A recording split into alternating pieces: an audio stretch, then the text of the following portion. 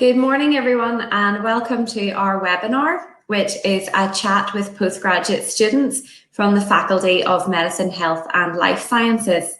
So today I'm joined by three current postgraduate students. So I have Lauren Bailey, we also have Katrina Freeman, and we have Katherine McClintock.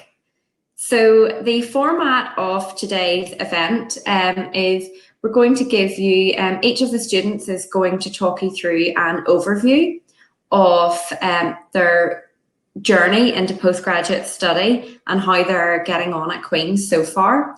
So each of the students will give you a wee overview, and then at the end we will be asking them individual questions. Just to let everybody know, we have the chat facility enabled, so if you have any questions throughout the presentation, please don't be afraid to add them into the chat box.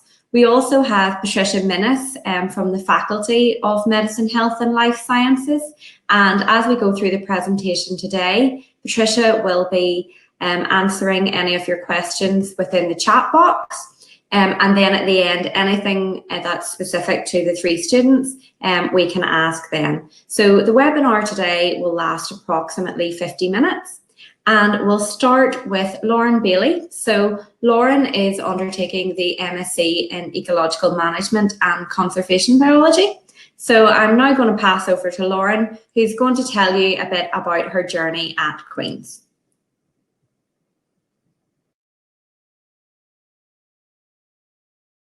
Hello, Lauren. Sorry, Lauren, we seem to have a bit of a problem with your sound there. Is that any better now? Yeah, we can hear you now. That's great. Morning, everyone. Sorry about that. I started my academic career with a Bachelor of Science in Geography at the University of Exeter. It was a 4-year degree where I did a year studying abroad at Trinity College in Dublin as well. So when I finished my degree, I consequently went and applied for a job in Dublin. So I took a year out working. And during that year, I decided I wanted to pursue a master's in ecological management and conservation biology. So I began looking at different universities and where I was offering the sort of things that I really wanted to get out of the course. And Queen's came up as somewhere that really did seem to offer everything I was looking for. But I'd never been to Northern Ireland before, and I was only in Dublin at the time. I decided I would take some time out of working and go for a trip up to Belfast to see what the uni was like. And as soon as I got there, I knew it's exactly where I wanted to go. I spoke to the course coordinator, and it reassured me that it was going to cover everything that I wanted out of the course. And with the graduate school and all the other facilities offered at Queen's, I just knew it was where I wanted to go and that I'd be comfortable going there.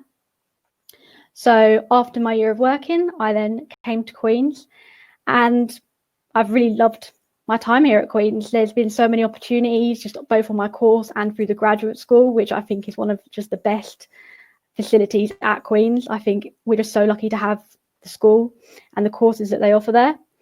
And with my course, even though with COVID and everything else going on, they've been really helpful. And I've still managed to pursue a work placement as well as part of my course that I'm currently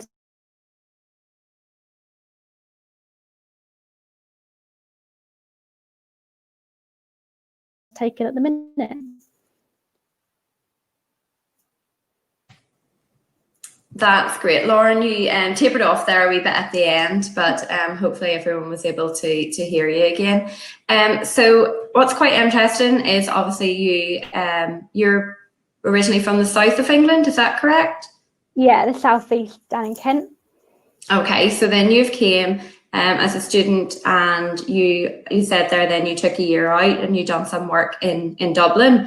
So that's quite a good way in showing people that, you know, a lot of people think that your master's, you have to come straight from your undergrad. So obviously you'd went and worked for a year and then realised that you wanted to come back. What's quite interesting there as well is the fact that you were doing your undergraduate in England, and then you decided to come over to Belfast. So had you been to Belfast before you applied to Queen's, or before you had heard about the course? No, I'd never been anywhere in Northern Ireland. I'd obviously done a bit of travelling around the Republic of Ireland, but I'd never ventured up to the north before. So that was something I definitely felt I needed to do before, but actually it didn't matter that I hadn't been before, because I felt quite welcomed when I did come. That's great, Lauren. And then in terms of accommodation, so your course is a 1-year course, so you chose to stay in Queen's accommodation, is that correct? Yeah, I stayed in BT1 for the duration of my master's, which was just great. I think there was also, I was a bit concerned there wouldn't be many other postgrads staying in accommodation, but I actually was put in a flat with all postgrads. So, and I know quite a few other postgrads that found themselves put in apartments with other postgrads, which was quite nice. So you feel like you've also got that sort of postgraduate community in the accommodation, which is really good. That's great, yeah. And I know those you're in BT1, is that right? The new apartment? Yeah, it's really good. I was a bit concerned because when I first went to look around the campus, I looked at all the accommodation apart from that one. So when I got put in it, I didn't really know what to expect, and all I knew was that it was the new one. But I'm really happy that I was put in that one because it's just an amazing facility there. It really is. They've got a gym on site and everything.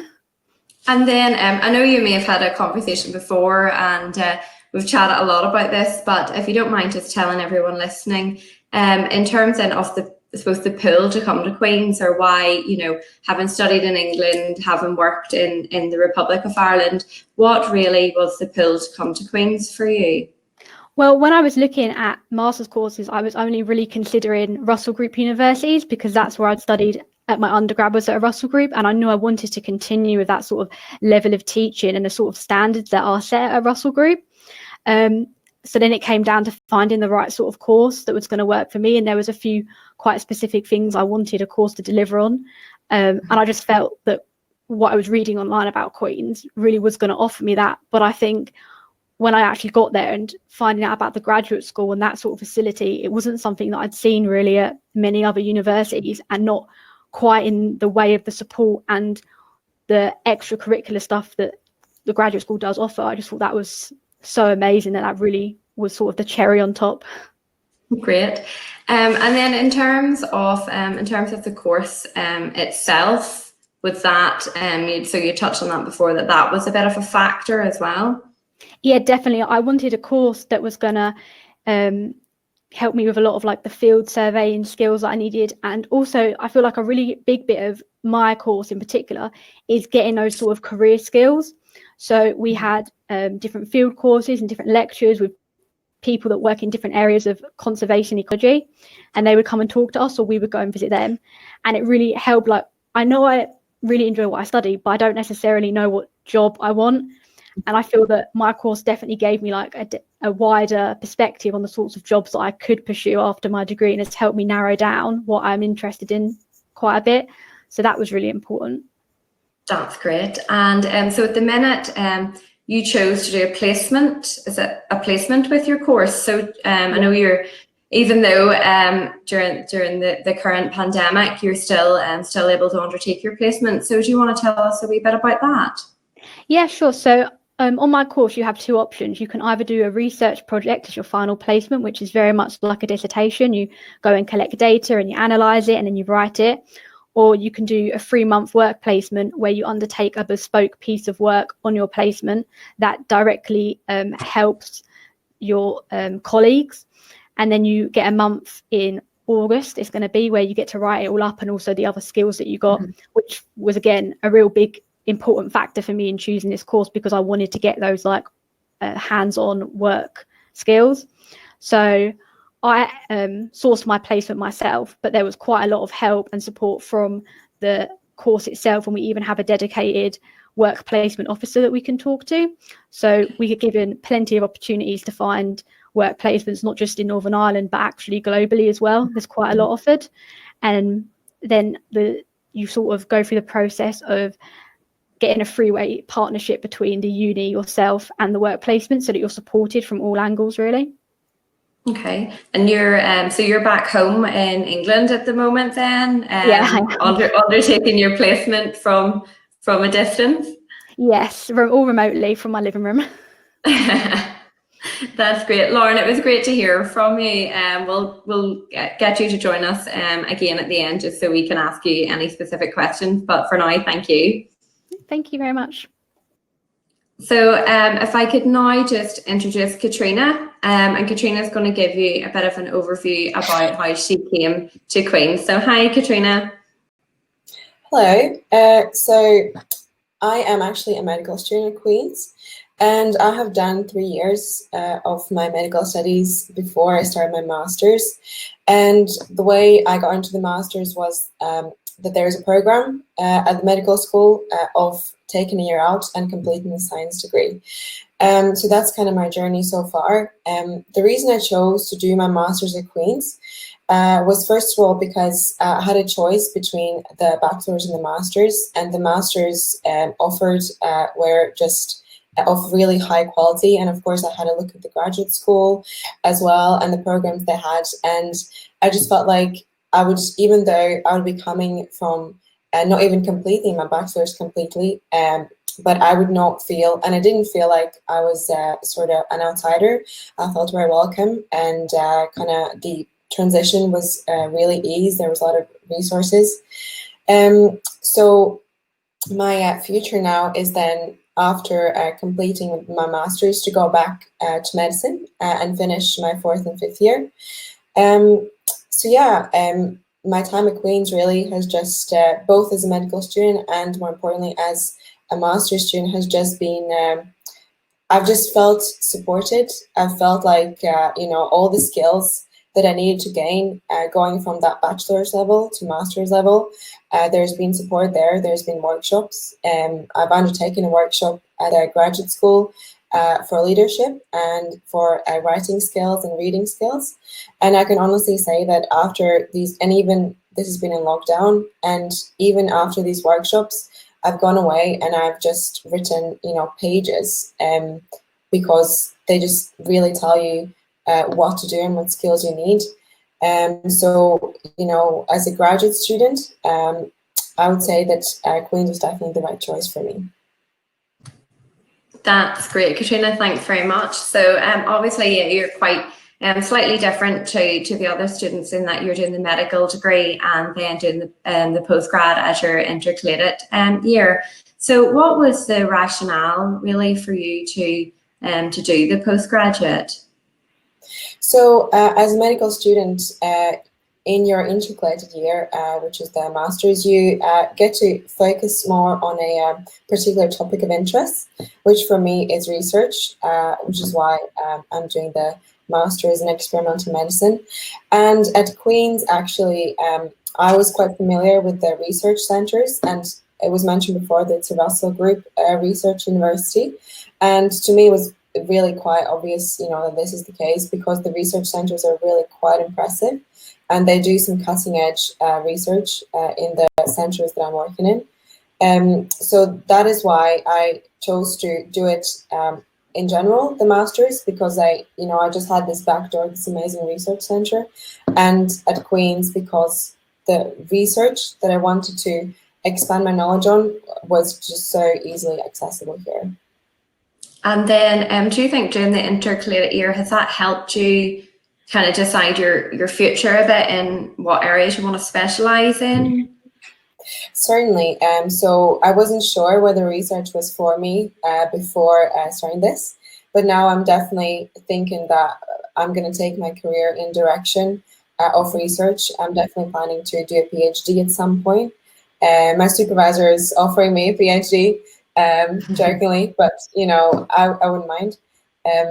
So it's this experience has certainly made me feel like research is something very fun, very important.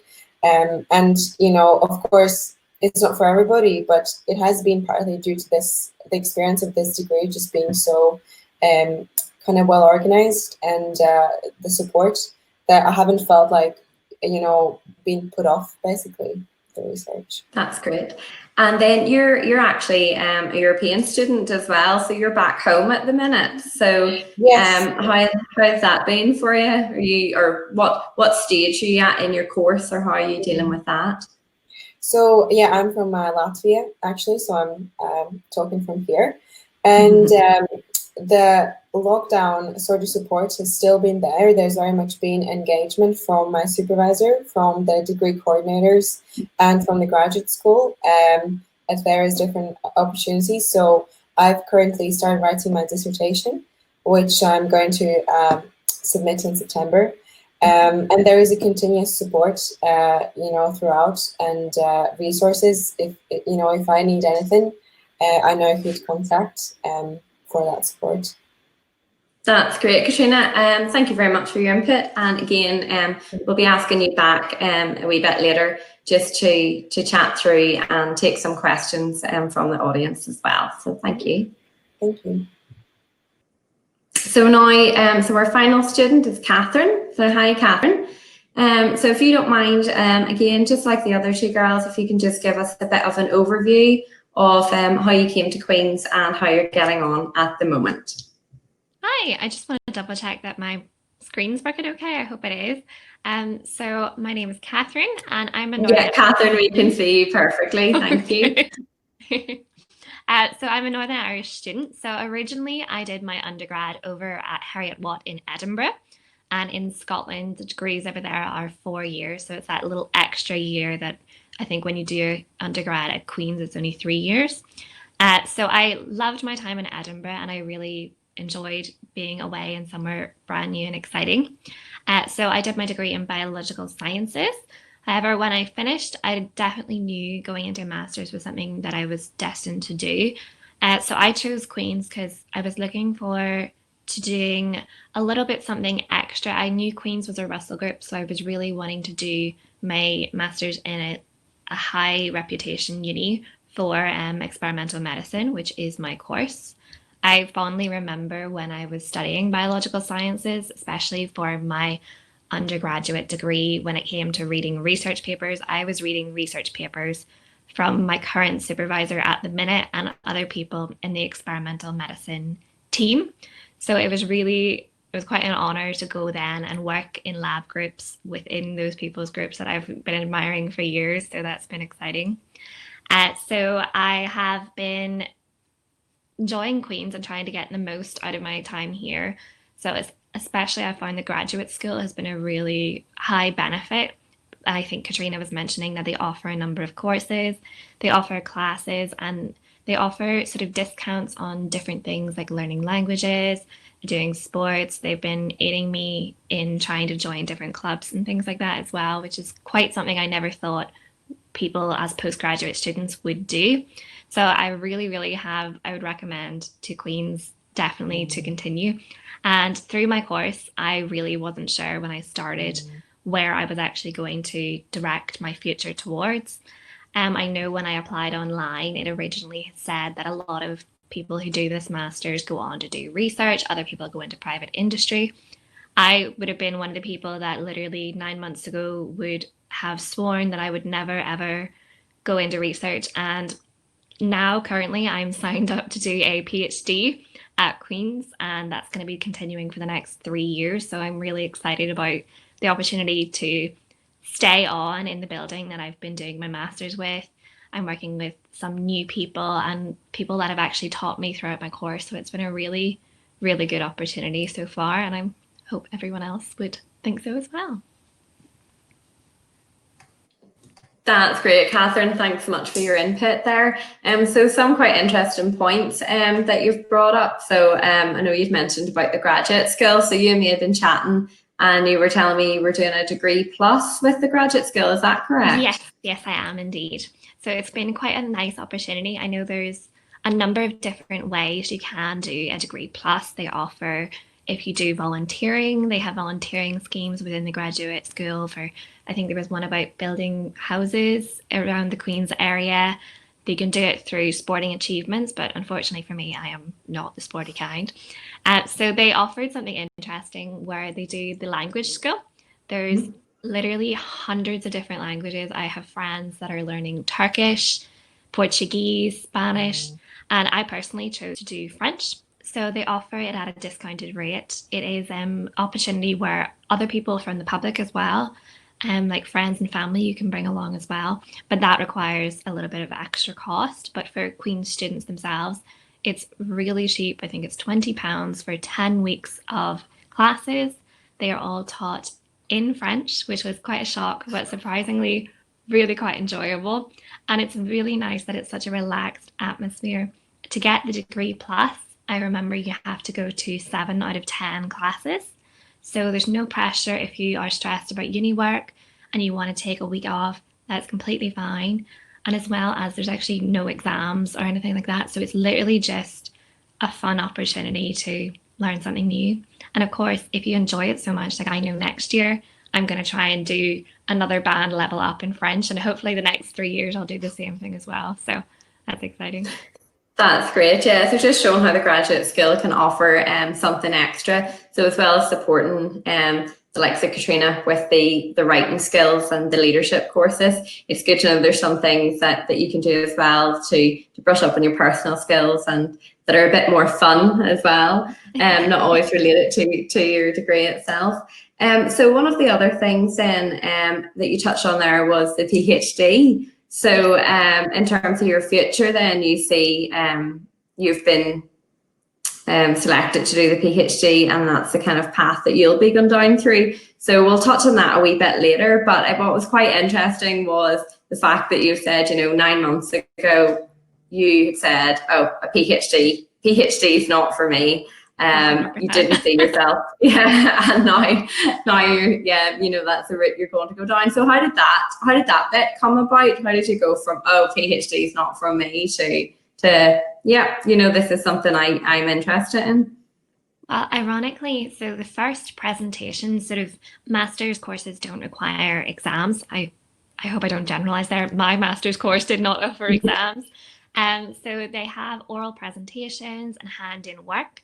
So within the first 3 weeks, I did my first oral presentation. And after I got my presentation results, one of my lecturers approached me on doing a PhD with them, which was completely out of the shock. When you get an email to come see a lecturer in their office, I was worried I was going down a different route or something. It was quite a shock. But of course, I was like, you know what? That is actually something maybe I should consider. But as soon as I got into the lab work, I knew that this is what I wanted to do. I knew that from being guided through the course, they literally give you all the skills you need so that when you actually come to being on your own doing the work, and I'm sure this is the same for multiple master's courses, whether it's lab-based or not, they sort of give you the tools and they don't let you go until you're ready to be on your own, which is really, really nice, because previously I would have been terrified about the idea of sitting alone. But there's so many people around you, it was completely not what I expected. And then when it actually came down to it, a particular lecturer contacted me and recommended that I apply for the PhD scheme in my building. So because there's lots of different research groups working within each building, and I'm sure it's the same for things like cancer medicine and the experimental, and I'm sure there's a number of other master's courses that I know people do as well. And they basically present 10 different PhDs that would be funded. They interview the candidates. They interviewed about 50 candidates and brought it down to 10 were interviewed. And then based on the interviews, we ranked, and the top 2 people got to pick which 2 PhD students they wanted to do. And those were the 2 that were funded. So it was nice because you didn't have to define solely which project you had your heart on. If there was, 3 you had your heart on, and I know I came second, so I got my second choice, which I probably originally was like, would I do anything else apart from the original one I wanted? And literally after talking to the supervisors, I was like, yes, this is for me. Definitely. That's great, Katherine. Great to hear your story. So if I ask Lauren and Katrina to come back on, if they don't mind, and we'll just open up the floor for some questions. So first of all, what I'd like to do, I see we have some questions coming into the chat. But firstly, if I start, I'll stick with the same. So I'll start with Lauren and just go through each of you and just ask for your high points. So if you can highlight, any of the highs of your course or of your time at Queen's so far. I think my high of Queen's so far was probably actually happened early this week, and I was contacted by the graduate school saying that they'd actually put me forward and nominated me for Master's Student of the Year, which I think is really nice and just shows that close connection that you have with the graduate school and building that relationship, really. And I think the graduate school's just in general, it's been like a high point of my entire time at Queen's, really. That's great, Lauren, and well done on that. Yeah, I know you've told me before that the graduate school, as well as the courses that they offer, and I think you've taken some courses, is that right? Yeah, I did a few of them. So I did the Master Your Leadership course, Master Your Future Success, the Bono Thinking Systems accreditation. Those ones were all free courses that they offer. And then I also they do one paid course, which is the Chartered Management Institute Level 7 certificate in management. And I've taken that as well. Brilliant. And then I know you're an avid fan of the graduate school. So as well as the likes of the courses that they offered students, there's also some quiet study areas. So if you don't want to go to the main library. Yeah, they have a silent area with computers and just some normal desks as well. And they also have individual study rooms that you could book out either for yourself or if you've got like group projects that you need to do. So it's nice just to have a dedicated area just for graduates really and postgraduates, because as nice as it is to be in like the big library, when you're around freshers sometimes it's a bit like I need to get on with my work and just focus, and the graduate school offers that. So yeah, and it is you can see it there, that's the graduate school in the picture there. So it is a beautiful building for postgraduates to have, and I know they're very lucky that you have that facility. So thanks, Lauren. So I'll go to Katrina next. So Katrina, what have been your highs so far? So this year I've been able to do a lot more events as a student worker at Queen's. So I'm actually employed in an on-campus job. And, you know, as a job, it sometimes really doesn't feel like one, just because of how fun it is. And to be honest, it just made me feel much more like I belong to the community at Queen's. And, you know, I've kind of developed some, you know, real friendships really with some of the employees at Queen's who kind of managed events and recruitment.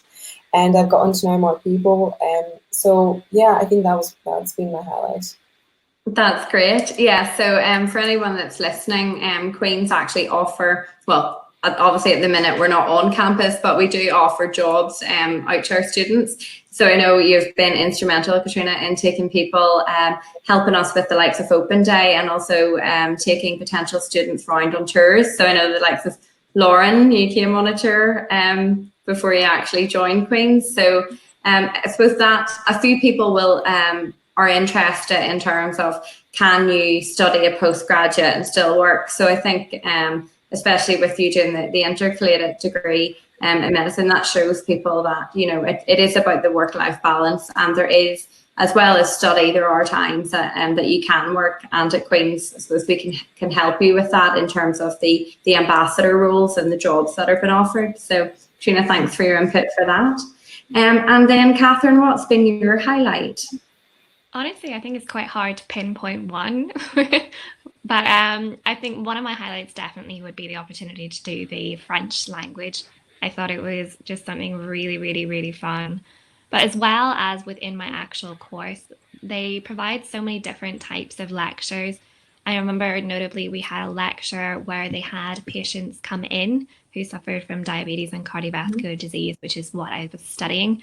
And it was so good to get a hands-on approach within talking to actual people in the field that you're working within, whether it be people that you would be working with or people that you're actually, you know, trying, the motivation behind doing the research. It was good to talk to them and they offered some input. So I honestly think it's quite hard to pinpoint one highlight in Queen's. And honestly, coming to Northern Ireland again, I was worried about coming back home. I lived at home, so I commuted. I was really kind of worried, like, will I make any friends? And honestly, I think thinking back, that was just a really silly thing to think, because I've had a lovely little friend group. Everyone on my course, it's quite a small net course, so it's nice that you know everyone. And honestly, I think Queen's just makes you fit in really well, really quickly. That's good. That's great to hear. So again, just to remind everyone online that if you have any questions, please put them into the chat box and we'll ask them. So Lauren, I actually have a question that's come through for you. So it's from Jess. So Jess is asking, what proportion of people on your course do the research project versus the work placement? And then are you encouraged to do one over the other, or is it a personal choice? So I would say in my year, it's about a third of the people have done the research project and 2/3 have done the work placement. It really is down to your personal choice. I think what I found on my course is the people that have done the research project are very much people that want to go straight into PhDs, and they're sort of using this as a basis for the things they'll be looking at when they do their PhD. And I found that people that do work placement are people that are quite keen to go straight into industry and build those careers. But again, it's down to your personal choice. Like, I would quite like to go and do a PhD, but the thought of doing another dissertation after my undergraduate one was just not what I wanted to do. So I was a bit more focused on the work side of things. So that's how it worked for me. But yeah, it is completely a personal choice. And I know the balance of who does work placement and who does research projects does vary year to year. Okay, that's great. And I know, as you touched on, earlier, you had a clear idea of who you wanted to go back to England to work, and you knew what organisation you wanted to work for. But for anyone who is undertaking the courses that offer placement, Queen's do have placement officers in place, and the careers and employability services that are available there to help you with your placement, things like CV skills, interview skills and techniques. So that support is there.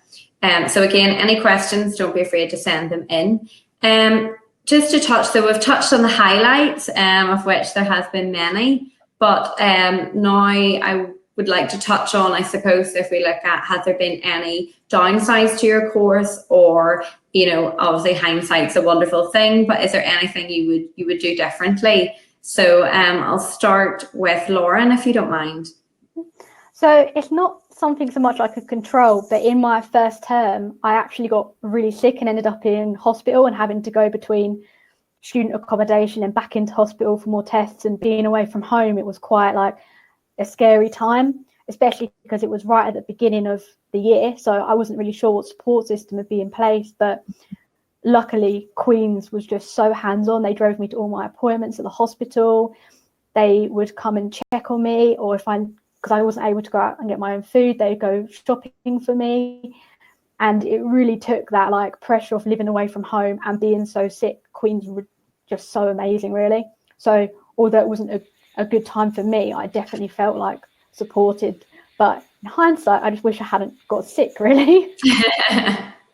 Well, no, that's good to hear. Unfortunately, you did get sick, but it's good. I suppose it's comforting for anyone who's thinking about coming to study at Queen's if they're not from Northern Ireland, about the support. And obviously you'd said that you were in student accommodation, and Queen's were able to support you throughout that. So that's great to hear. I'm glad that you're on the mend now. So Katrina, then, has there been any things that you would do differently, or looking back, that just you could improve on? So what I would do is I would attend more of the graduate school courses, because I was planning on doing a lot of them over the summer, and during springtime, and I'm really sad that I only attended one kind of face-to-face course, because of course I couldn't sort of predict what was going to happen, but of course now I can't I can attend them face to face and do the sort of group work that I did in the leadership course. So that's what I would do differently. But as you said, hindsight. Be smart.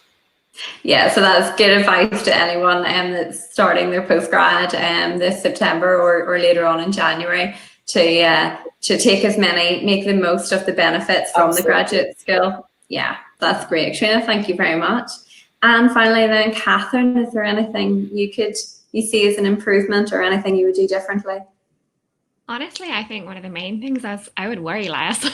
I arrived at Queen's and I was one of those people that, as sad as it is to say, I thrived quite well during exams, and going to a course that had no exams, I actually was one of those sad people where I was like, oh my word, am I good at writing? Can I do coursework? And honestly, I was just being silly. I think some people, when they're going from a change, especially because I was coming to a different university, I was like, oh my word, what if everyone's from Queen's and they already know each other? I was completely wrong. And I'm one of the people that I didn't attend like webinars like this. I didn't even go to any open days at Queen's, which was probably quite, in hindsight, quite silly of me. Like, I think Queen's is so supportive, and I just didn't really take advantage of that. And the same when it comes to, like Katrina was saying, about taking advantage of the graduate school. And as well, I think the career service in Queen's, I didn't really take advantage of. I found out after I did my interviews for the PhD that they actually offer practice interviews, which would have been very handy at the time. I just recommended people to, ask more questions. That way, you discover a little bit more about what there is to offer. Yeah, that's great advice. Yeah, ask more questions and find out more. And don't be afraid to ask. So there'll always be someone there that'll be able to help. So we've got about 10 minutes left. So if anyone has any questions that they want to put through, please don't be afraid to add them to the chat box. So just one thing I'd like to touch on with you, Katherine. So as a Northern Ireland student, anyone listening from Northern Ireland, there is a tuition fee loan of up to £5,500. So I know that this is something you'd benefited from. Is that correct? Yes. So I was more than happy, because I obviously, when you go to a different university, I know that my old university offered a discount rating to continue on and do a master's with themselves, and I think a lot of other universities try to do that to sort of keep you there. But honestly, the offer of the loan was such a good opportunity, because that gave me the option to be like, do you know what? I do want to step it up. I do want to go to that Russell Group University. I want to go to the place that's famous for what I want to do. And luckily, I think it's only £400 that you actually had to pay yourself. My course was so good that I had a part-time job just in the centre of town, which was about a 20-minute walk away from the university.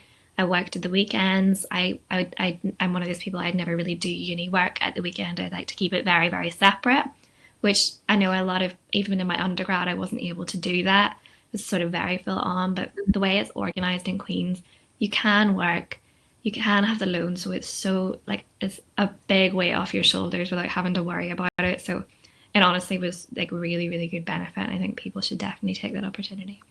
That's great. Yeah, so that's the student loan, or sorry, the tuition fee loan that is available for Northern Ireland and also Republic of Ireland students, and EU. I know students from Great Britain as well can kind of avail of a different loan. So we will be putting up links onto the chat box. So for anyone that's interested, worrying about your tuition fee loans, you can go to the links on the postgraduate page. And see if there's any of the loans that you can apply for, which obviously just makes that decision of studying a wee bit easier when you know there is some funding available. And also quite interesting that two girls so far have touched on that work, been able to work. So Katrina, obviously you're working as a student ambassador within Queen's. Katherine, you'd mentioned that you were able to get a job in the centre of town as well, so work and study at the same time. And Lauren, I know that you have worked with us in terms of, similar to Katrina, you've been a student ambassador and you've actually travelled over back to England to do some work and promote Queen's over there. So that's good for anyone to know that you can actually do a postgrad and work at the same time if you're worried about income. So just before we wrap things up, I suppose I'd like to hear a bit from each of you about, you've touched on it briefly, but just about what the future holds. So, what are you currently, what position on your course are you at the moment? So are you writing your dissertation? Are you still doing online lectures? And then where do you see your future going? So we'll just start with Lauren. Yes, so I'm currently on my work placement, although it is happening remotely at the minute, and that's with the Department of Environment, Food and Rural Affairs in England. So what I'm hoping for, like once I finish my work placement, is obviously to get all the write-up done and handed in, is to start looking for jobs possibly within the civil service in England, but perhaps longer term, maybe coming back for a PhD at some point. But I think I definitely want to take another little break from academia after. I think it's, for me personally, it works just to have that refresher break. It works quite well. So, yeah. And do you think, Lauren, then that the course along with your work placement, has that helped you make a decision in terms of what area of work you want to go into? Or is there still a bit of research there that you think can be done in terms of what sector you want to go into? No, I think I was leaning towards going into civil service and policy writing, sort of just from the work lectures that we'd had at uni. But actually, I'm now about a month and a week into my placement, and it's not been very long, but I think I'm pretty sure this is what I want to do. I'd quite like to do maybe a PhD, but looking in more the policy side of the environment. So yeah, it's really helped me just work out what I enjoy doing. That's great. And Katrina, then the same question for you. So obviously you'll be going back to do your medicine degree.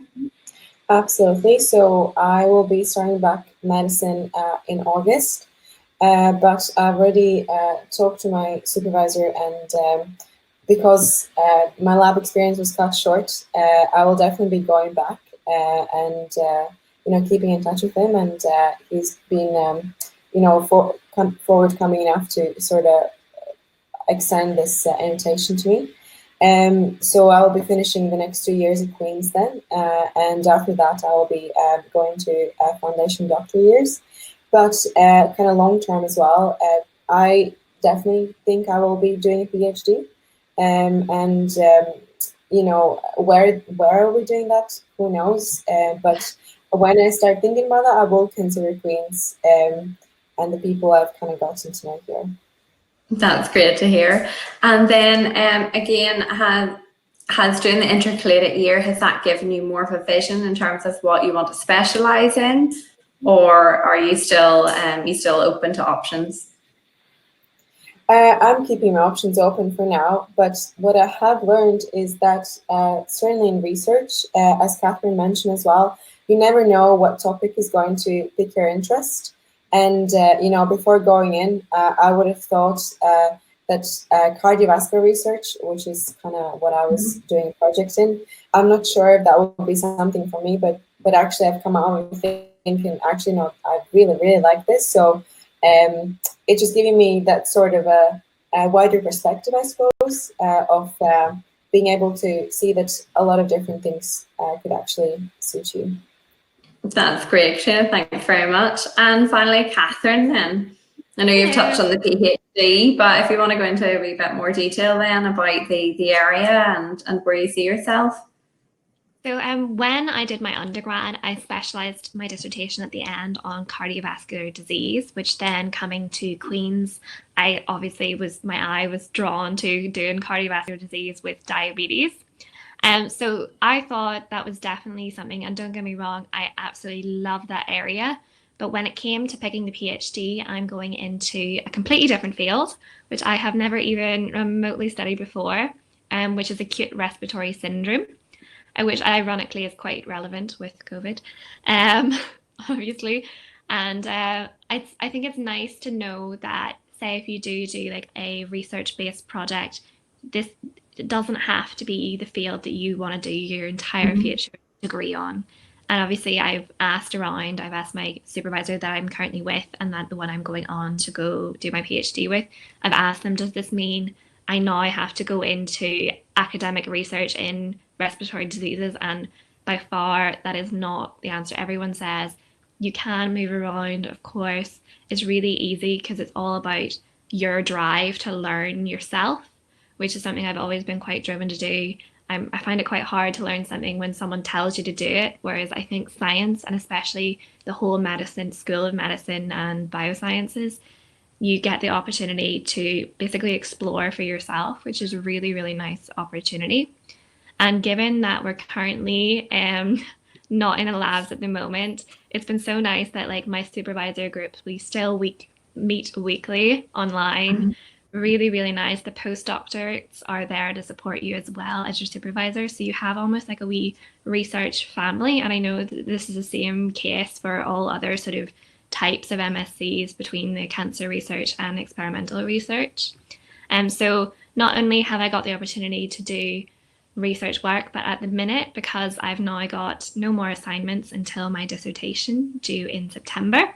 So I've been given the opportunity to learn bioinformatics, which I know is a course in itself, but my lecturers have granted me access to the very expensive, wonderful software, and I've been kindly given raw data that was collected from other people in the lab. So it gives you opportunity to learn something new, and this is not something I ever would have thought I would ever do. And it's just, it's nice that they keep you busy. And like, obviously I didn't have to say yes. I wanted to do it, if you know what I mean. But it is Yeah, that's great. So it's just showing, different ways of learning, and I suppose it's always, as you say, it's adding new skills and building up your CV.